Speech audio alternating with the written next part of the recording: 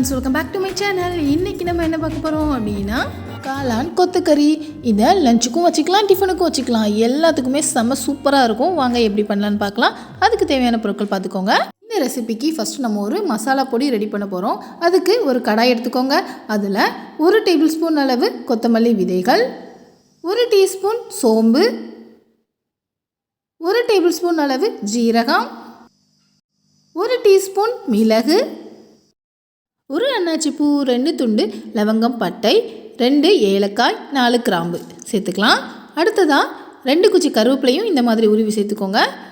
2 காஞ்ச மிளகாய், அதோட காம்பை கிள்ளிட்டு அதையும் இதோட ஆட் பண்ணிக்கலாம்.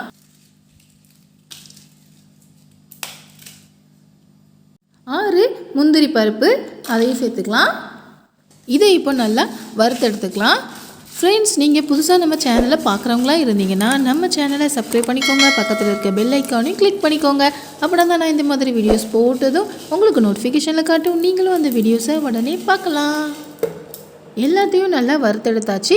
இப்போ நம்ம 1 டேபிள் ஸ்பூன் அளவு கசகசா சேர்த்துக்கலாம். இப்போது எல்லாத்தையும் ஒரு 2 நிமிஷம் லோ ஃப்ளேமில் வறுத்தெடுங்க. எல்லாத்தையும் நல்லா வறுத்தெடுத்தாச்சு. இதை ஒரு மிக்சர் ஜாரில் மாற்றிட்டு நல்ல பொடியாக அரைச்சி எடுத்துக்கலாம்.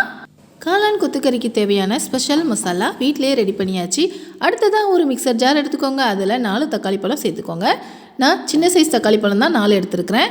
அடுத்ததாக 2 துண்டு இஞ்சியை தோல் உரித்து அதையும் இதோட ஆட் பண்ணிக்கலாம். அடுத்ததாக 8 பூண்டு பற்கள், அதையும் தோல் உரித்து இதோட ஆட் பண்ணிக்கலாம். இப்போ இதை தண்ணி சேர்க்காமல் நல்லா அரைச்சி எடுத்துகிட்டு வந்துடலாம். நல்லா அரைச்சாச்சு. இதை தனியாக வச்சிடலாம். அடுத்ததாக கடாயில் 4 டீஸ்பூன் அளவுக்கு எண்ணெய் சேர்த்துக்கலாம். நான் இங்கே கடலெண்ணெய் ஆட் பண்ணுறேன்.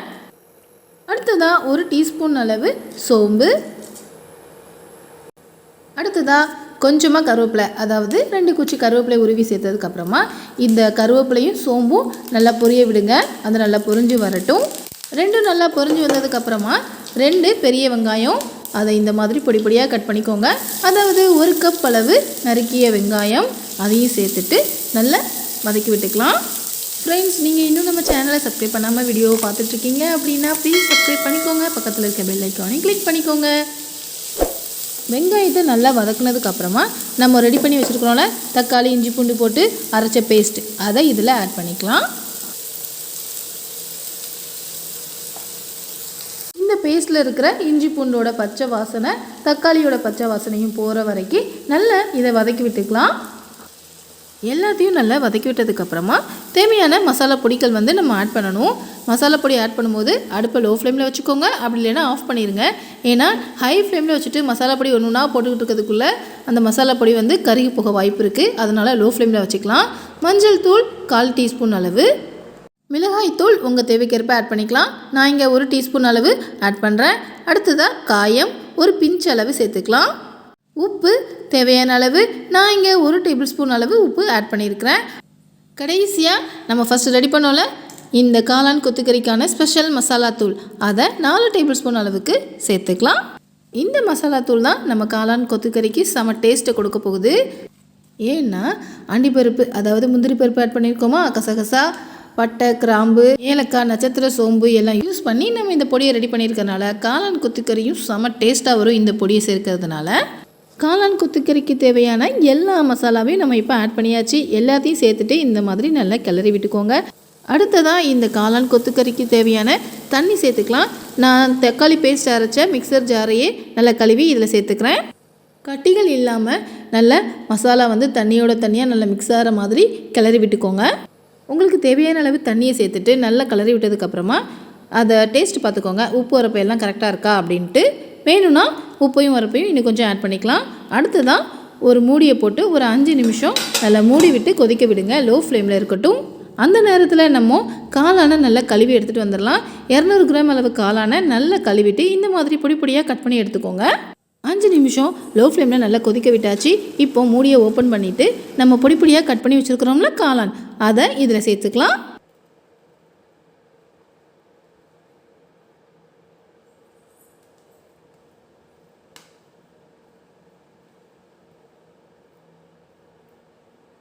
காளானையும் எல்லா மசாலாவோட நல்லா மிக்ஸ் ஆகிற மாதிரி கிளறி விட்டுக்கோங்க. இந்த மாதிரி கிளறினதுக்கப்புறமா இதையும் ஒரு மூடியை போட்டு ஒரு 5லேருந்து 10 நிமிஷம், காளான் வேகிறதுக்கு மேக்ஸிமம் 10லேருந்து 15 நிமிஷம் வரைக்கும் ஆகும். அதனால் லோ ஃப்ளேமில் அடுப்பை வச்சுட்டு ஒரு 10 நிமிஷம் மூடி போட்டு நல்லா மூடி வச்சுருங்க. அவ்வளோதான், காளான் நல்லா வெந்து வந்துடும். ஒரு 10லேருந்து 15 நிமிஷம் காளான் நல்லா வெந்ததுக்கப்புறம் அதை ஓப்பன் பண்ணிவிட்டு இந்த மாதிரி கொத்தமல்லி இலைகளை பொடி பொடியாக கட் பண்ணி சேர்த்துக்கோங்க. பொதுவாக காளான்னாலே காளான் பிரியாணி, அப்படி இல்லைன்னா காளான் மசாலா, இல்லை சில்லி காளான், இந்த மாதிரி தானே ரெடி பண்ணி சாப்பிடுவோம். டிஃப்ரெண்ட்டாக இந்த காளான் கொத்துக்கறியை ட்ரை பண்ணி பாருங்கள். அவ்வளோதான், செம டேஸ்டான காளான் கொத்துக்கறி வீட்டிலையே தயார்.